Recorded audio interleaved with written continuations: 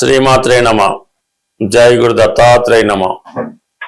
ధనుసు రాశి వారికి జూన్ 16 నుంచి 30వ తారీఖు మధ్యలో జరగబోయే పక్ష ఫలితాలు పరిశీలించినప్పుడు ఏదైనా ఒక రాశి వారికి ఈ ఫలితాలు మాస ఫలితాలు పక్ష ఫలితాలు పరిశీలించినప్పుడు ఆ రాశ్యాధిపతి స్థితి ఎంత బలంగా ఉన్నాడో, పాపగ్రహాలతో కలిసి ఉన్నాడా, శుభగ్రహాలతో కలిసి ఉన్నాయా, ఎటువంటి స్థితి కలుగుతుంది, ఇవన్నీ కూడా చూసుకొని ప్రధానంగా రాశ్యాధిని బట్టి మనం ఫోర్కాస్ట్ చేయడం జరుగుతూ ఉంటుంది.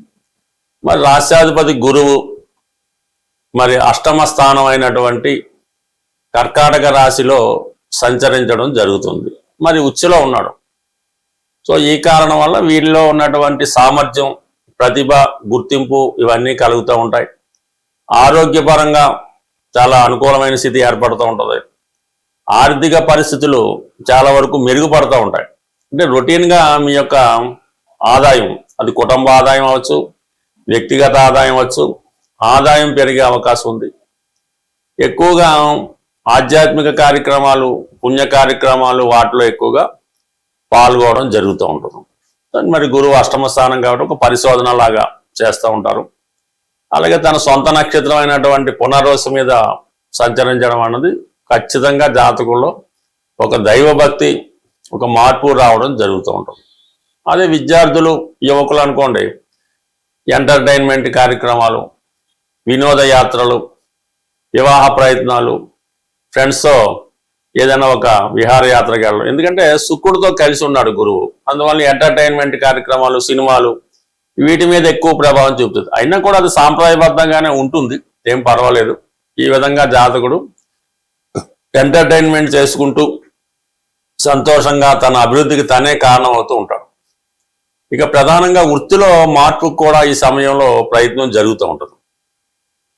గతంలో చేసినటువంటి వృత్తికి కూడా ఇంకా ఇంప్రూవ్మెంట్ చేసుకోవాలి, లేదంటే స్వతంత్రంగా ఏదైనా ఒక వృత్తి ప్రారంభించుకోవాలి, దానికి తగిన ఆర్థిక వనరులు ఏవైనా మీకు కావాల్సి ఉంటే ఈ సమయంలో లభించే అవకాశం ఉంది. అంటే ఇది ఇమీడియట్గా కాదు, ఇంచుమించుగా అక్టోబర్ నెలాఖరు దాకా ఉండే గురువు మీకు వృత్తిపరంగా మీ యొక్క అవసరాలకు తగినటువంటి ఆర్థిక సహకారం అన్నది 100% లభిస్తూ ఉంటుంది.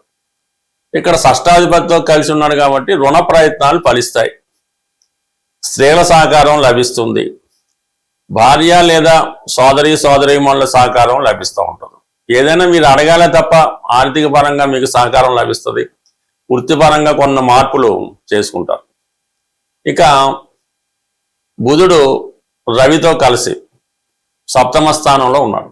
అంటే ఒక విధంగా ఏర్పడినటువంటి బుధాదిత్య యోగం, మరొక విధంగా భాగ్య రాజ్యాధిపతి యోగం, ఇంకో విధంగా ధర్మ కర్మాధిపతి యోగం. ఈ యోగాలన్నీ కూడా సప్తమ స్థానంలో ఏర్పడడం వల్ల మీ జీవిత భాగస్వామి యొక్క హోదా పెరుగుతూ ఉంటుంది. అలాగే వ్యక్తిగతంగా మీ ప్రతిభ సొంత ప్రాంతంలో కాకుండా దూర ప్రాంతంలో, అది విదేశంలోనూ, ఇతర దేశంలోనూ, ఇతర రాష్ట్రంలోనూ మీ ప్రతిభకు తగిన గుర్తింపు రావడం జరుగుతూ ఉంటుంది. సర్వసాధారణంగా ధనుసు రాశి వారి యొక్క టాలెంట్ సొంత వాళ్ళు ఎవరు గుర్తించరు, సొంత ప్రాంతంలో గుర్తింపు ఉండదు. అతను ఇతర రాష్ట్రం, ఇతర దేశం వెళ్ళినప్పుడు ఆ ప్రతిభ ఆ దేశంలో మీ ప్రతిభకు తగిన గుర్తింపు అన్నది రావడం జరుగుతూ ఉంటుంది. అటువంటి ఇంప్రూవ్మెంట్ ఈ సమయంలో మీకు రావడం జరుగుతుంది.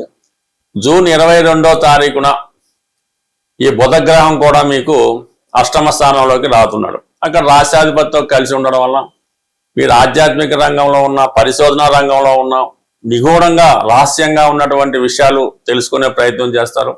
ఒక మంచి గురువు మీకు లభించడం వల్ల మీలో ఉన్నటువంటి అజ్ఞానం తొలగి జ్ఞానం వైపు ప్రయాణించే అవకాశం ఉంటుంది. ఫర్ ది సేమ్ టైం దశమాధిపతి కూడా అష్టమాధిపతితో అష్టమ స్థానంలోకి రావడం వల్ల కంప్లీట్గా వృత్తిపరమైన చేంజెస్ కానీ, సడన్గా వృత్తిలో ఎలివేషన్ కానీ, ఇంప్రూవ్మెంట్, డెవలప్మెంట్, ఏదో ఒక మార్పు మాత్రం ధనుసు రాశి వారికి ఈ పక్షంలో 100% రాబోతుంది. ఇంకా ప్రధానంగా మనకి తృతీయ స్థానంలో రాహు సంచారం జరిగినప్పుడు ఎలా ఉంటుందంటే, మీతో కలిసి పనిచేయడానికి పెద్ద పెద్ద సంస్థలు కానీ, పెద్ద పెద్ద వ్యక్తులు కానీ మీకు సహాయపడుతుంటారు, ప్రోత్సహిస్తుంటారు. మీ వృత్తిలో జాయిన్ అవ్వే ప్రయత్నం చేస్తూ ఉంటారు. సొసైటీలో మీ యొక్క వాల్యూ పెరుగుతూ ఉంటుంది, సర్కిల్ పెరుగుతూ ఉంటుంది. అలాగే పంచమ స్థానంలో ఉన్నటువంటి కుజుడు మీ మనసుకి ఏదైతే నచ్చిందో అది మీరు చేసే అవకాశం ఉంటుంది. ప్రతి వ్యక్తికి జీవితంలో ఇది చెయ్యాలి అనుకుంటాడు. అది నష్టమా లాభమా పక్కన పెట్టి అతను హాబీగా ఏదో ఒకటి చేసే ప్రయత్నంలో అది నెరవేరే అవకాశం ఉంటుంది. జూన్ 20 తర్వాత కుజుడు 6వ స్థానంలోకి మారడం వల్ల మరి మీరు కొత్తగా నిరుద్యోగులు లాంటి వాళ్ళు ఉద్యోగ ప్రయత్నం చేస్తున్నా, మీ మీద ఎటువంటి చిన్న చిన్న ఇరిగేషన్స్ చికాకులు ఉన్నా అవన్నీ మీకు అనుకూలంగా మారే అవకాశం ఉంది. అంటే ఓవరాల్గా ఈ ధనుసు రాశి వారికి అర్ధాష్టమ శని ప్రభావం వల్ల మనసుకి కష్టం కలిగే సంఘటనలు తప్ప, సొంత వారితో విమర్శలు తప్ప మిగతా విషయాలన్నీ చాలా అనుకూలంగా ఉన్నాయి. ఖచ్చితంగా మీకు వృత్తిపరమైన అభివృద్ధి ఈ పక్షంలో రాబోతుంది. ఈ పక్షంలో చాలా మంది ఆర్థిక పరమైన సమస్యలు ఉన్నాయి, అప్పులు పెరిగిపోతున్నాయి, మరి బాధ్యతలు సక్రమంగా మేము చేయలేకపోతున్నామని చాలా మంది విచారం వ్యక్తం చేయడం జరిగింది. ఏదైనా ఆర్థిక పరమైన సమస్యలు ప్రతి ఒక్కరి జీవితంలో ఏదో సమయంలో రావడం జరుగుతూ ఉంటుంది. సో దానికి పరిష్కారం అంటే ఆర్థిక సమస్యలకి కుజుడే కారణం అవుతూ ఉంటాడు. కుజుడు, భూమి, అన్నదమ్ములు, భార్యాభర్తలు, స్నేహితులు, వీటి కారణంగానే చాలామంది అప్పుల పాలవుతూ ఉంటారు. సో వాటికి సరైన పరిష్కార మార్గం ఏంటంటే మీరు ఆంజనేయ స్వామి విగ్రహాన్ని అంటే పూర్తిగా స్వచ్ఛమైనటువంటి కాపర్తో, రాగితో తయారు చేయాలి. ఏమాత్రం డొల్ల లేకుండా ప్యూర్గా ఉండాలన్నమాట, చాలా సాలిడ్గా ఉండాలి. సుమారు 6 అంగుళాల ఎత్తు, 6 అంగుళాల ఎత్తు అంటే మనకి ఉంటే సరిపోతుంది. నిల్చున్న విగ్రహమే ఉండాలి మీకు. కూర్చున్న విగ్రహం ఒకదానికి పనిచేస్తుంటుంది. కొంతమంది ఈ సంజీవ పర్వతాన్ని మోస్తున్నటువంటి విగ్రహాన్ని కానీ ఫోటోను కానీ పెడుతుంటారు. అది కొన్నాటికి పనిచేస్తుంటారు. ఇప్పుడు ఉన్నటువంటి సమస్యలకి రెడీ టు మూవ్గా ఉండాలన్నమాట ఆంజనేయ స్వామి వారు. అటువంటి కాపర్తో చేసిన విగ్రహాన్ని మీరు తయారు చేయించుకొని పూజా మందిరంలో పెట్టుకోవాల్సి ఉంటుంది. బ్యాక్గ్రౌండ్గా సీతారాముల పట్టాభిషేకం ఫోటో పెట్టుకోవాలి. మిగతా ఫోటోలు మీ ఇష్టం. ఈ సీతారాముల ఫోటో లేకుండా, వాళ్ళని పూజించకుండా ఆంజనేయ స్వామిని మీరు ఎంత పూజించినా కూడా మీ టైం వేస్ట్. ఆ పట్టాభిషేకం ఫోటో మీరు పెట్టండి. ఆంజనేయ స్వామి వారిని అంటే మామూలుగా స్థాపించి ప్రతి మంగళవారం కేవలం సింధూరంతో పూజించాలన్నమాట. అది మీ యొక్క విగ్రహాన్ని దీన్ని బట్టి సింధూరంతో కొంతవరకు హనుమాన్ యొక్క అష్టోత్తరంతో ఏదో విధంగా ఆంజనేయ స్వామి వచ్చినా రాకపోయినా ఏదో విధంగా 108 సార్లు పూజించి మరి రామరక్షా స్తోత్రం చాలా ఇంపార్టెంట్ అన్నమాట. జీవితంలో ఎటువంటి కష్టాలైనా దూరం చేస్తూ ఉంటుంది. ఈ రామరక్షా స్తోత్రాన్ని పారాయణ చేయడం వల్ల, పఠించడం వల్ల ఇలా ఒక 8 మంగళవారాలు చేయాలి. ప్రతి మంగళవారం కూడా మీరు ఎంత రుణం ఉంది, సుమారు మీకు ఒక 10 కోట్ల అప్పు ఉందనుకుందాం.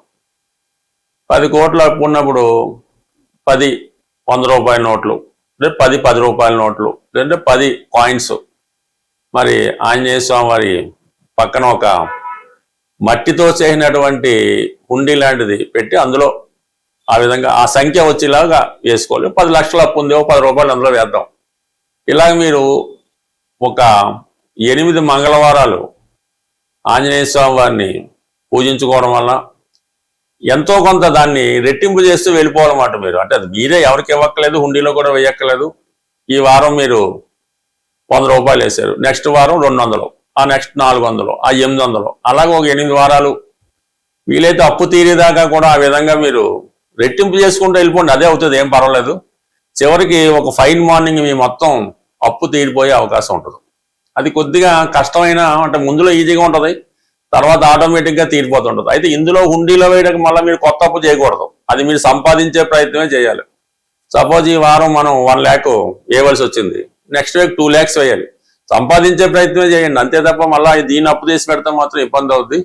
ఈ విధంగా అంటే మీ స్థాయిని బట్టి చేసుకోవడం వల్ల 100కి 100 రూపాయలు కొద్ది వారాల్లో ఈ రుణం అన్నది 100కి 100 రూపాయలు తీరిపోవడం జరుగుతుంది. దాని తర్వాత మీ యొక్క క్యాష్ బాక్స్లో కానీ మీరు ఎక్కడైతే బీరువాలో బంగారు నగలు పెడతారో అందులో ఒక చిన్న ఎరుపు రంగు క్లాత్ కొత్తది లైనింగ్ లాంటిది తీసుకొని అందులో మీ ఒక పిడికెడు కందులు, శుభ్రమైన కందులు ఒక పిడికెడేసి చక్కగా మూట కట్టి, మరి ఆ మంగళవారం రోజు ఆ కుజహోర జరుగుతుండగా మీ యొక్క క్యాష్ బాక్స్లో ఈ కందుల మూట పెట్టడం వల్ల ఈ రెమెడీ మీకు బాగా చక్కగా పనిచేసి మీకున్నటువంటి రుణ సమస్యలకి ఒక పరిష్కారం అన్నది 100కి 100 దొరుకుతూ ఉంటుంది. ఇక దాని తర్వాత ఏంటంటే ఇది తీరిపోతూ కామన్గా ఎక్కువగా ఆర్థిక సమస్యలు తీరడానికి ప్రతి ఒక్కళ్ళు చేయవలసింది ఏంటంటే, మీకు ఏవైనా బలహీనతలు ఉంటాయి అంటే ఏ బలహీనత వల్ల మీరు రుణంలో పడ్డారో అది మీ మనసుకి తెలుస్తూ ఉంటుంది. వాటిని మీరు స్టాప్ చేయవలసి ఉంటుంది.